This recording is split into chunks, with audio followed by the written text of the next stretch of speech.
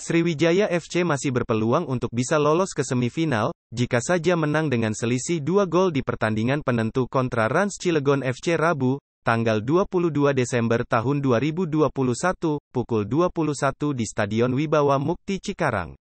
Rans Cilegon yang bertahan memimpin klasemen sementara grup X mengantongi poin 6 dengan selisih gol 6-4, plus 2. Sementara Sriwijaya FC bermodalkan 3 poin dengan selisih gol 2-3, minus 1. Inilah yang membuat Sriwijaya FC harus menang dengan selisih 2 gol. Peluang Sriwijaya FC, karena tidak akan berpengaruh lagi jika Persis Solo yang kini bermodalkan 3 poin dengan selisih gol 5-4, plus 1, nantinya mengalahkan Persiba nantinya sama-sama akan mengantongi 6 poin. Sebab Persis Solo lebih unggul head-to-head setelah pernah mengalahkan SFC. Peluang Sriwijaya FC masih terbuka. SFC bisa menggeser Rans kalau nantinya mengalahkan Rans minimal selisih 2 gol. Misalnya 2-0, 3-1. Karena Rans posisi selisih golnya plus 2. Dengan minimal Sriwijaya FC menang selisih 2 gol, maka plus 2 Rans akan hilang menjadi 0. Kita yang tadinya minus 1 bisa berbalik menjadi plus 1. Dalam aturan Liga 2, penentuan aturan, regulasi, penentuan peringkat di klasemen Liga 2 Indonesia 2021 dilansir dari ligaindonesiabaru.com secara mudah diutamakan dari urutan poin terbesar itu yang lolos. Apabila sama poin ditentukan head-to-head, terakhir baru selisih gol. Penentuan peringkat di klasemen diatur dalam pasal 10 regulasi Liga 2, sebagai berikut. 1. Jumlah poin yang diperoleh klub dari hasil pertandingan-pertandingan yang telah dimainkan. 2.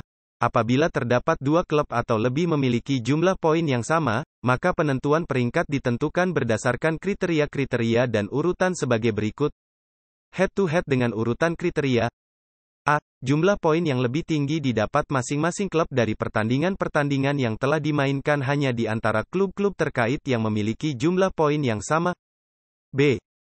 Selisih gol yang lebih baik dari masing-masing klub dari pertandingan-pertandingan yang telah dimainkan hanya di antara klub-klub terkait yang memiliki jumlah poin yang sama. C.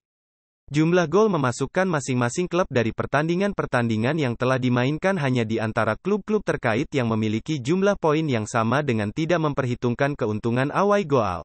Jika prosedur head-to-head ini tetap tidak dapat menetapkan peringkat bagi tim yang memiliki jumlah poin yang sama, maka berlaku tiebreaker, yakni diberlakukan kembali prosedur poin A sampai C di atas, khusus untuk 2 tim atau lebih yang memiliki jumlah poin yang sama. Jika tiebreaker ini pun tidak bisa menetapkan peringkat karena masih memiliki hasil yang sama, maka semua perhitungan yang terjadi dari hasil prosedur head-to-head dan tiebreaker tersebut ditiadakan dan dikembalikan ke posisi sebelum prosedur head-to-head dijalankan. Selanjutnya berlaku ketentuan berikut. 3. Selisih gol klub-klub terkait dalam seluruh pertandingan yang telah dimainkan. 4. Jumlah gol memasukkan dari masing-masing klub dalam seluruh pertandingan yang telah dimainkan.